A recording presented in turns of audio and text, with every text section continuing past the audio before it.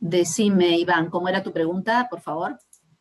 Hola, no, no era una pregunta, era un texto que me acordé que era en segunda persona, que una vez leí, de Cortázar, que se llama un cuento, Usted se tendió a tu lado, y me hizo acordar.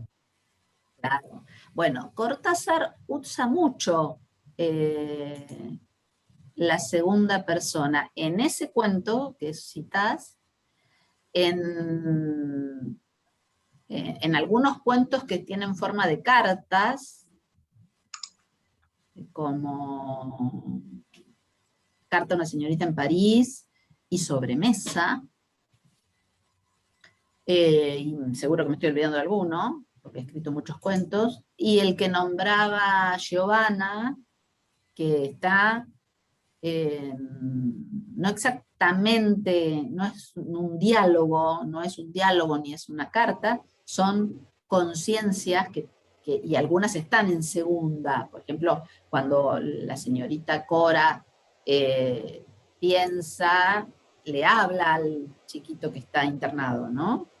Y habla en segunda. Bueno, un relato muy interesante que se llama Relato con un fondo de agua. Empieza, no te preocupes, disculpame este gesto de impaciencia, algo así. Era normal que nombraras a Lucio, y se dirige a un interlocutor mudo.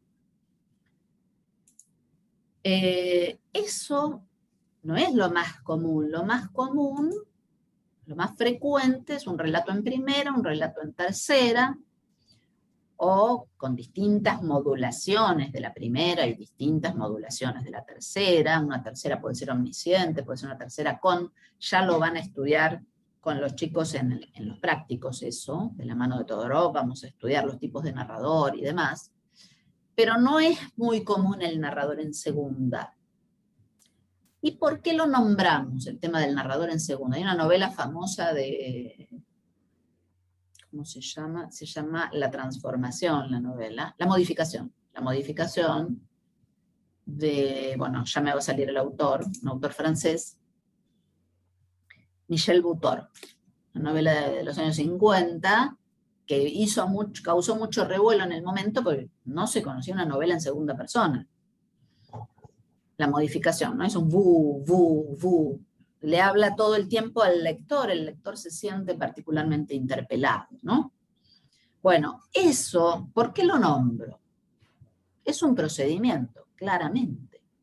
Y ese procedimiento no solamente determina efectos de sentido eh, en la experiencia lectora, sino que además va a dejar una huella, digamos, va a promover la evolución literaria en una determinada medida, claro está. Porque nosotros estamos dando ejemplos de un procedimiento.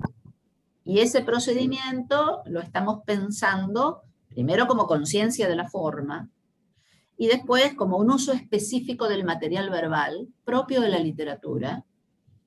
Y lo estamos pensando al mismo tiempo como un movimiento decisivo en la evolución literaria.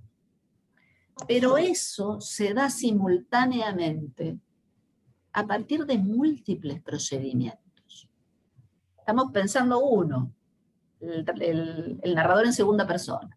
O lo que pensé antes a propósito de Puig, la ausencia, la prescindencia de narrador. Otra novela de Puig que a lo mejor conocen, El beso de la mujer araña, es el diálogo de los dos personajes. No hay narrador. Una novela sin narrador es una cosa extraña. Bueno, eso que genera muchos efectos de sentido. No es lo mismo que vos leas una novela con un narrador en tercera que de algún modo filtra y organiza todo el relato. No hablemos del narrador, por ejemplo, de Víctor Hugo, que es un narrador, el típico narrador por detrás, que emite juicios de valor respecto de sus personajes, de las acciones de sus personajes, en una especie de primera persona cómplice, un narrador en tercera, pero asume una primera cómplice con el lector y dice, aquí lo tenemos a fulanito de tal haciendo esta cosa. Y emite juicio de valor. Bueno, es otra cosa. Eso genera, son procedimientos, pero generan efectos de sentido. Y en esto que estábamos diciendo del narrador en segunda y de la ausencia de narrador, se produce también una, podríamos decir, una determinación en la evolución literaria, una pequeña modificación, un movimiento. La multiplicidad de esos movimientos generan la evolución del sistema entero.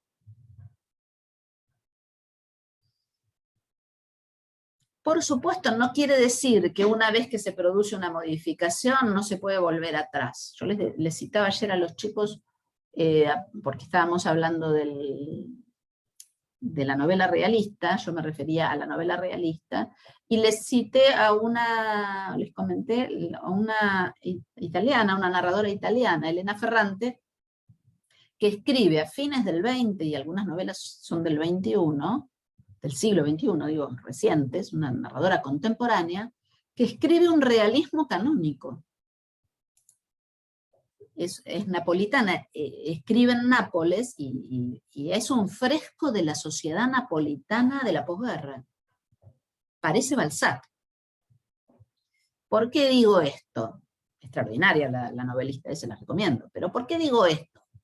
Porque uno puede encontrarse perfectamente en una novela del siglo, fines del 20 y principios del 21, con procedimientos propios del siglo XIX. Pero eso no quiere decir que la literatura no evolucione. Porque también lo tenemos en el 68, 69, hasta el 79, las novelas de Puig, que son absolutamente revolucionarias desde el punto de vista de la forma. Puig de verdad revolucionó la forma. También lo hace en su momento Dostoyevsky. Ustedes van a estudiar, no este año, pero cuando cursen Teoría y Crítica 1, van a estudiar a Bakhtin. Bakhtin, pensando en Dostoyevsky, un teórico ruso, describe procedimientos que, según Bakhtin, son modificados a partir de Dostoyevsky. Dostoyevsky modifica también el modo de narrar una novela. Bueno, fíjense que podemos seguir dando ejemplos toda la mañana, y nos vamos a dar cuenta, y por eso vuelvo al artículo de Eichenbaum y al de Tiniano, de que la evolución de la literatura es la evolución de la forma. Es un movimiento complejo, múltiple, de transformaciones formales, materiales, compositivas, que mueven la rueda de la serie literaria. Ese movimiento es múltiple, es complejo. A ver si encuentro la cita que hoy buscaba.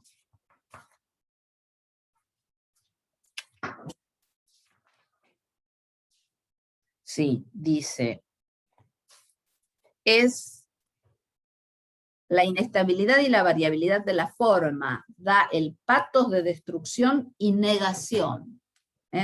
Una inestabilidad y variabilidad de la forma provoca un patos, usa Eichenbaum la palabra griega que quiere decir transformación, transformación dolorosa, ¿no? Movimiento de máxima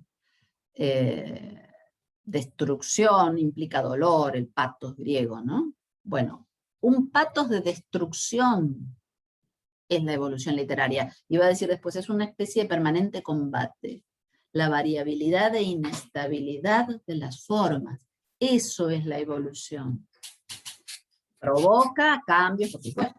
¿Se entiende? Esta es la idea, te diría, de la segunda mitad del artículo de Eichenbaum. Señalar que los cambios en la evolución literaria son cambios formales. Y eso, una cosa que no dijimos, pero que ustedes conocen, implica también el nacimiento de nuevos géneros. ayer yo hablé largamente, lo tienen en el video que ya está subido, de un género que a mí me interesa mucho, que es el llamado periodismo narrativo, o también llamado no ficción, crónica, tiene muchos nombres, a veces se los nuclea bajo el título general de géneros no ficcionales, que es un género, yo me atrevo a decir, es un género nuevo, nacido en los años 50 del siglo XX, simultáneamente en Argentina y en Estados Unidos, curiosamente, ¿no? De la mano de Truman Capote en los 50 en Estados Unidos, y aquí en la Argentina el iniciador del género es indiscutiblemente Rodolfo Walsh, también a fines de los años 50. Operación Masacre se publicó completo en el 57. ¿Y por qué digo que es un género nuevo? Porque no se habían publicado textos de no ficción con procedimientos literarios. Truman Capote y después Norman Mailer lo llamó al género novela verídica. Porque es una, si ustedes, la más famosa de Truman Capote es A Sangre Fría, pero tiene otras muchas. En A Sangre Fría es una novela que no tiene episodios inventados. Todo sucedió. Nombres propios, fechas, horas. Es muy precisa la novela porque es el producto de una investigación que hace Capote durante 6 años, como él dice en el prólogo a otro libro, prólogo a Música para Camaleones, dice, estuve 6 años deambulando por las llanuras de Kansas, tratando de escribir la novela, de terminarla, ¿no? Porque él sigue todo el proceso, desde los crímenes, es un cuádruple crimen, A Sangre Fría, es el asesinato de una familia, y él sigue todo el proceso, entrevista a uno de los detenidos en la cárcel, y bueno, termina la novela, por supuesto, con la ejecución de los asesinos. Digo por supuesto porque es como que el impulso de la novela es relatar lo que pasó. No hay nada ficcional, ningún nombre propio, ningún espacio, ningún tiempo es inventado. Ahora, eso es una novela, porque es leído como una novela, porque no se puede leer de otra manera. No es un artículo periodístico, es una novela. Bueno, Walsh, de un modo distinto, no es lo mismo, pero Walsh también hace una investigación, se entera por casualidad que de la masacre de José León Suárez había habido un sobreviviente, lo busca, lo encuentra, empieza a tirar de ese hilo, hace toda una investigación periodística, él era periodista, y con el resultado de esa investigación escribe Operación Masacre. Pero eso, insisto, es una novela. Léanla y se van a dar cuenta de que es una novela. Digo que es un género nuevo, y sí, porque no se había hecho antes.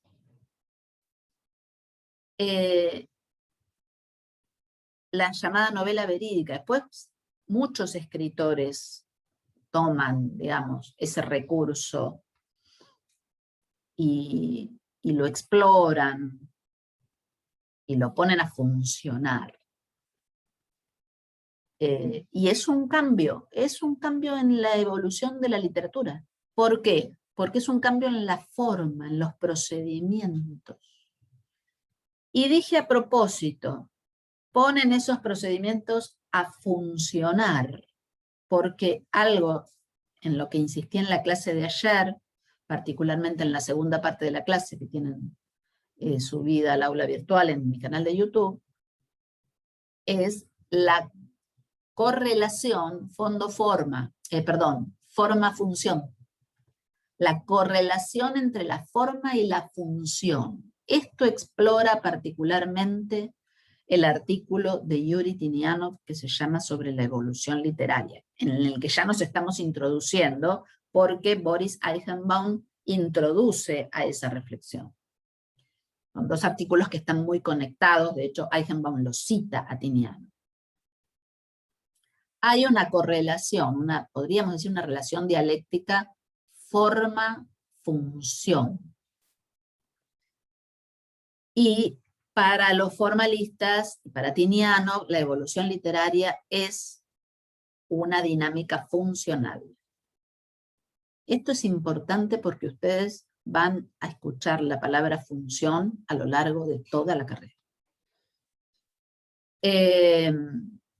Por supuesto que la función tiene que ver con el uso vulgar de la palabra función. Es la operación que un procedimiento material logra, produce, efectúa. Función. La función literaria es algo en lo que los formalistas se enfocan, primero porque, como he dicho, es determinante para la evolución de la literatura, y porque es el sentido de la observación de la forma.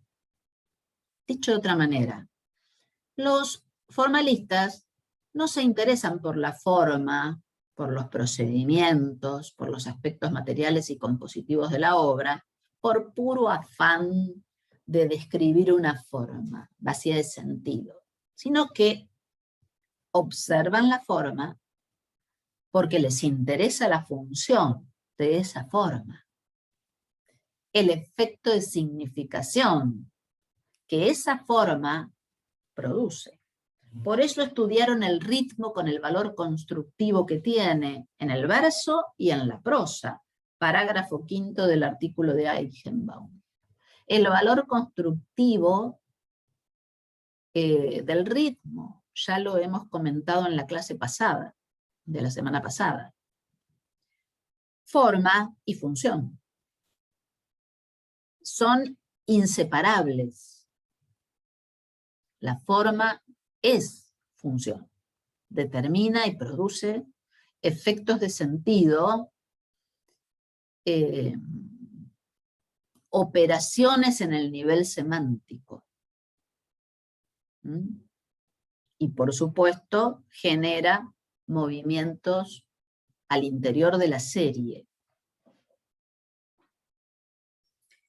Yo les leí ayer a los chicos un fragmento de una reseña de Poe, de Edgar Allan Poe, respecto de una colección de relatos de su compatriota Hawthorne, Nathaniel Hawthorne. En esa reseña famosa del año 1842, publicada en una revista,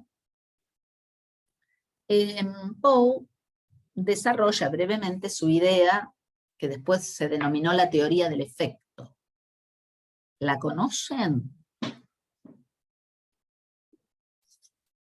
Bueno, si no conocen la teoría del efecto, pero han leído a Poe, conocen la teoría del efecto, porque él usa esta idea en su escritura, en su producción. Ahora se está refiriendo a Hawthorne, porque es una reseña, lo que les voy a leer 10 líneas de esa reseña. Pero él lo usa, está hablando de su propia producción, como suele pasar con los ensayistas cuando escriben. Los ensayistas que son escritores y escriben sobre literatura suelen escribir sobre su propia estética, ¿no?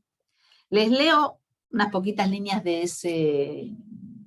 esa reseña, que como les digo es de 1842, pero después fue muy citada. Un artista con habilidad literaria construye un cuento. Si es sensato, no ha moldeado sus pensamientos para acomodar los incidentes, sino que, después de haber concebido con deliberado cuidado la producción de un cierto efecto único y singular, recién inventa los incidentes, recién combina los acontecimientos que más le convengan para lograr el efecto preconcebido. Si la misma primera oración no tiende al nacimiento de ese efecto, ha fracasado entonces en su primer paso. En toda la composición no debe haber una sola palabra escrita cuya tendencia, directa o indirecta, no sea la establecida por el plan inicial. Y de esta manera, con mucho cuidado y habilidad, finalmente se completa una pintura que deja en la mente de quien la contemple con respeto por el arte una sensación de plena satisfacción. Muy Poe. Claro. Es la llamada teoría del efecto. Primero, el narrador concibe qué efecto quiere lograr y después acomoda todos los incidentes y las frases del cuento para lograr ese efecto. Y todas las frases deben tender a la consecución del efecto. Se ha llamado también, es el principio de economía de recursos. Entonces, efecto preconcebido, economía de recursos que tienden a ese efecto. Fíjense la conciencia de la forma, de la que habla Eichenbaum. Ahí hay una clara conciencia de la forma. Él no está pensando, voy a contar una historia, voy a hablar de la enfermedad mental. No, no, está pensando, tengo que concebir un efecto y a partir de ese efecto que quiero lograr, voy a escribir todos los acontecimientos y las palabras.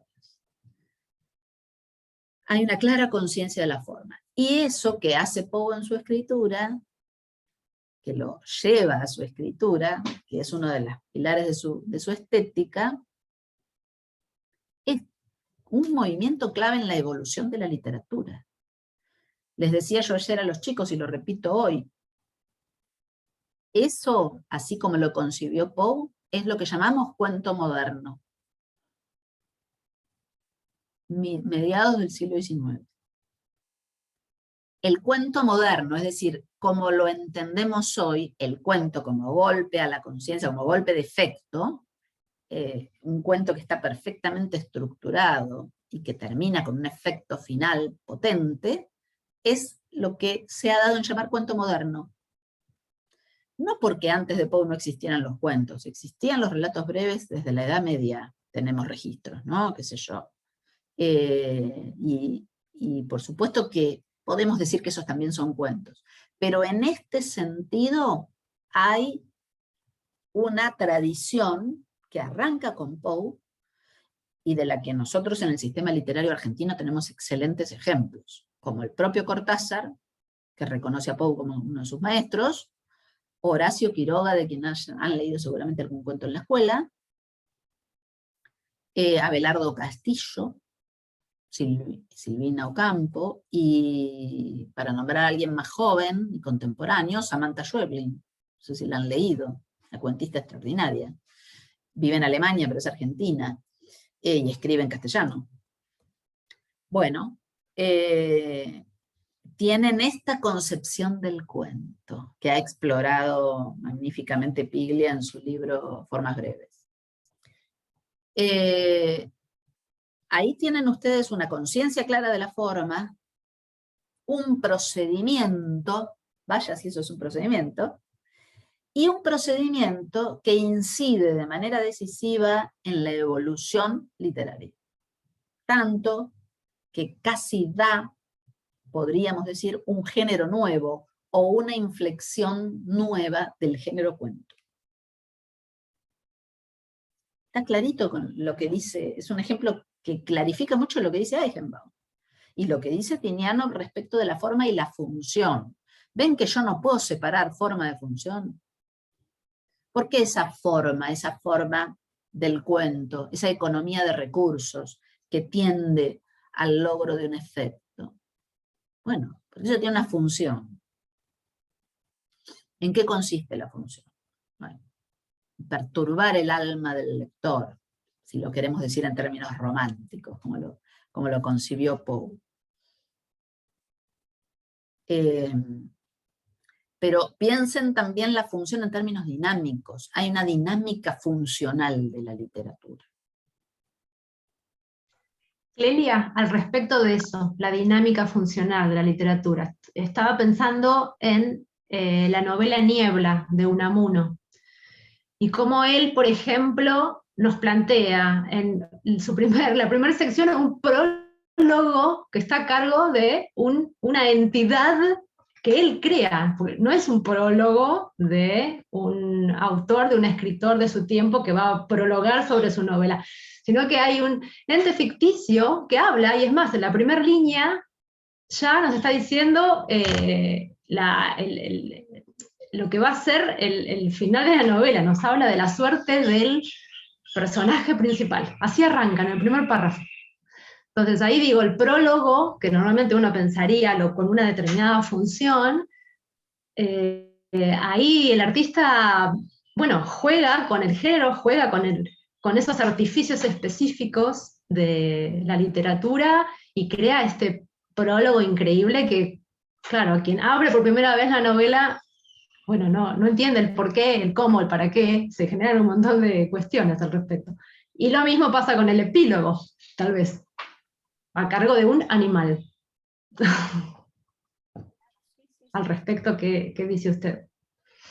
Un buen ejemplo, sí, también, Niebla, de transformación de procedimientos que buscan, por supuesto, un efecto y podríamos decir con Shklovsky una singularización.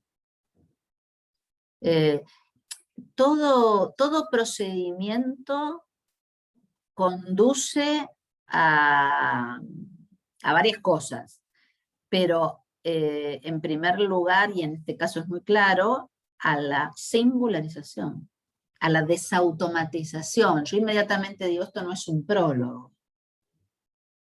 O lo que hace, bueno, de una manera más extrema, Macedonio Fernández, ¿no? En Museo de la Novela de la Eterna, creo que son 64 prólogos, si no me equivoco. Una novela que no empieza nunca. Que también extrema, ¿no? El juego del que vos hablabas, que pone allí Unamuno. Recuerdo que cuando leí de Italo Calvino, ese narrador italiano tan interesante, ¿cómo se llama? Si una noche de invierno un viajero. Si una noche de invierno un viajero, una novela, digamos que es una novela de Italo Calvino, yo recuerdo que la leí y me acordé de Macedonio, porque es una novela que nunca empieza. Mejor dicho, que se la pasa empezando. Empieza, entonces el segundo capítulo es otro comienzo, y el tercero es otro comienzo, el tercero es otro comienzo, y es como desesperante. Y es la misma desesperación que a uno le agarra leyendo a Macedonio. ¿Cuándo empieza esta novela? Bueno, la novela que nunca empieza, o que nunca sigue. Son procedimientos que, por supuesto, desautomatizan la percepción, vaya si desautomatizan la percepción. Y implican una clara conciencia de la forma. Y generan, por supuesto, además de la desautomatización del lector, una dinámica funcional. O sea, se usa el comienzo de una novela para pasar a otro comienzo de otra novela, para pasar a otro comienzo de otra novela. Entonces uno dice, esto no es ni una novela, ¿qué es esto? Bueno, podríamos seguir citando ejemplos, ¿no? Lo que yo quería que quedara claro hoy, y espero que haya quedado claro, es la relación entre forma y función y evolución. Que entendamos, con los formalistas, que la evolución literaria es la evolución de las formas. Lo que me queda por desarrollar, tengo 10 minutos de clase, es lo que plantea Tinianov en su artículo, que yo sé que no se los pedí para hoy, pero yo quiero empezar la clase que viene con Bukarovsky. Entonces, antes de que se me termine el tiempo, les quiero indicar para la semana que viene, sea jueves o viernes que se conecten,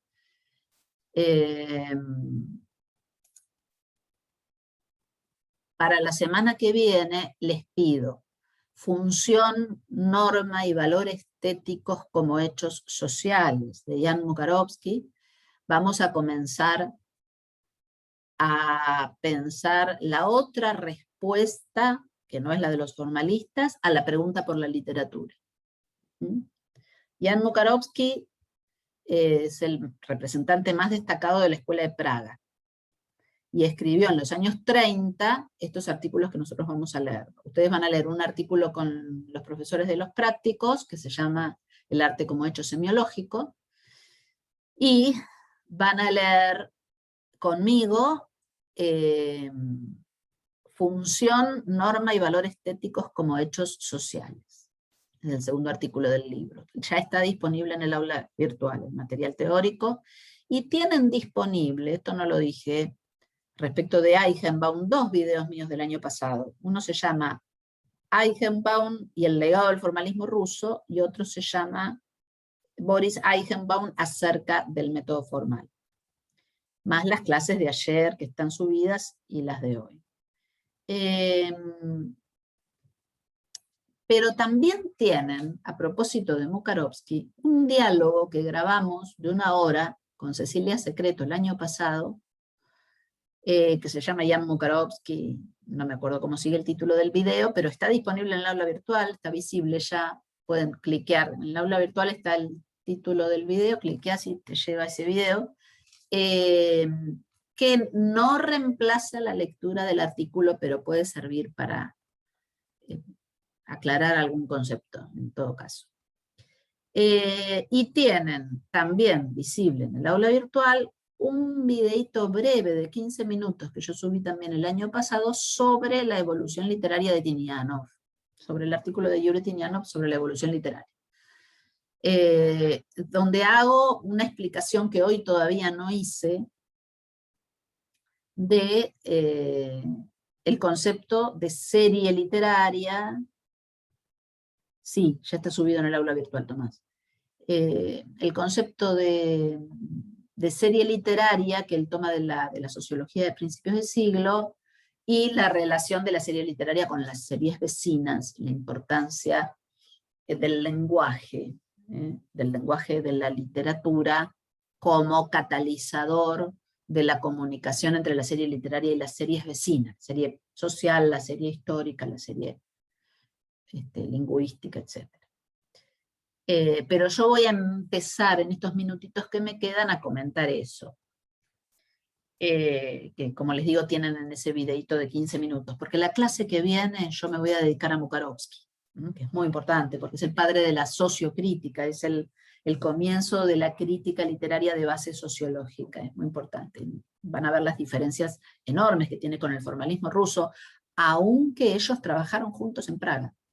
Esto también es un legado interesante que nos dejan, ¿no? Tenían puntos de vista muy distintos y bases, backgrounds teóricos completamente distintos, pero colaboraron, trabajaron juntos. Y parte de la reflexión de Tinianov tiene que ver con la respuesta y el diálogo que Tinianov tenía con la Escuela de Praga. Bueno, entonces, dicho muy brevemente, en el artículo de Tinianov de 1927 sobre la evolución literaria, Tinianov entiende que la serie literaria no puede ser, y ninguna obra literaria puede ser leída de manera aislada. Entiende que la obra es un sistema, eso también lo dice Eichenbaum en el artículo que leímos hoy, la obra es un sistema, como todo sistema, es un conjunto de elementos en correlación, en interacción, que se modifican recíprocamente y funcionan juntos, eso es un sistema. Toda obra literaria es un sistema. Esa obra sistema se relaciona con otras obras sistema que pertenecen a la misma serie literaria, es decir, la serie literaria es un sistema de sistemas, y a raíz de la función constructiva de los elementos de cada sistema, esos elementos se ponen en correlación con elementos de otras series, lo que él llama las series vecinas. Esto es una formulación teórica, y yo entiendo que por ahí dicho así suena un tanto áspero, pero ustedes piensen en algunas cosas que ya hemos dicho hoy. ¿Cómo? Nada en literatura puede ser leído aisladamente. Tomo el ejemplo que les di de Poe. Poe concibe su teoría del efecto. y eso hace que sus cuentos sean muy particulares y determina un movimiento en la evolución de la serie literaria. Bueno, yo puedo conectar, porque de hecho hay una conexión, entre ese procedimiento, ese movimiento formal y funcional que pone a jugar Poe y la filosofía del romanticismo en la cual Poe está inserto, de algún modo, ¿no? Acá hay una relación evidente entre la serie literaria y la serie filosófica. Lean los cuentos de Poe y se van a dar cuenta. Hay una cosmovisión romántica. ¿Dónde lo veo? Bueno, una clave del efecto del que habla Poe en esa teoría, una clave del efecto es la configuración de los espacios narrativos. Si ustedes leyeron El gato negro, o El corazón delator, habrán percibido, por poner dos ejemplos, hay muchos más, El barril de amontillado, La caída de la casa Asher. Son cuentos oscuros. Son cuentos donde juega un papel central un sótano. En El gato negro, en El barril de amontillado, y la oscuridad de la noche. Ahí hay lo que Bakhtin llamó un cronotopo, es decir, una relación de interacción fuerte entre espacio y tiempo, ¿no? Los espacios oscuros, los espacios determinados por la noche. Bueno, eso que yo estoy diciendo muy simplemente, que ustedes si son lectores de Poe lo sabrán mejor que yo, tiene que ver con la cosmovisión romántica. Y ahí yo estoy conectando, que ya vamos a estudiar. No me voy a detener mucho en la cosmovisión romántica, porque lo vamos a estudiar en este cuatrimestre. Pero ustedes seguramente lo han percibido si han leído los cuentos de Poe, aunque no hayan estudiado la historia de la filosofía. Eso es una conexión entre la serie literaria y la serie filosófica, digamos así, podríamos llamarlo serie filosófica, o la historia del pensamiento. Pero ¿cómo está dada esa conexión? Y acá le doy la razón a Tinianov. Está dada a través de la forma, a través de un procedimiento, que es el cronotopo de los cuentos de Poe. La particular relación entre espacio y tiempo, y personajes y acción, que se da en los cuentos de Poe. ¿Yo puedo decir que Poe es un escritor romántico? Sí. ¿Y por qué lo puedo decir? Porque he leído sus cuentos y percibo allí una determinación de la forma y de la función de esas formas que está en conexión, diría Tinianov, en correlación con la serie filosófica. Bueno, chicos, se va a cortar. Tenemos menos de un minuto. La clase que viene yo voy a terminar de hablar de Tinianov, lean el artículo, y voy a meterme de lleno en Mukarovsky, que es, como les dije, el representante más destacado de la Escuela de Praga. Así que nos vemos jueves o viernes, según les convenga. Y, profe, a mí me quedaron varias dudas del artículo no sé si quizá podremos conectarnos unos minutos más y consultar. Bueno, ¿cómo no?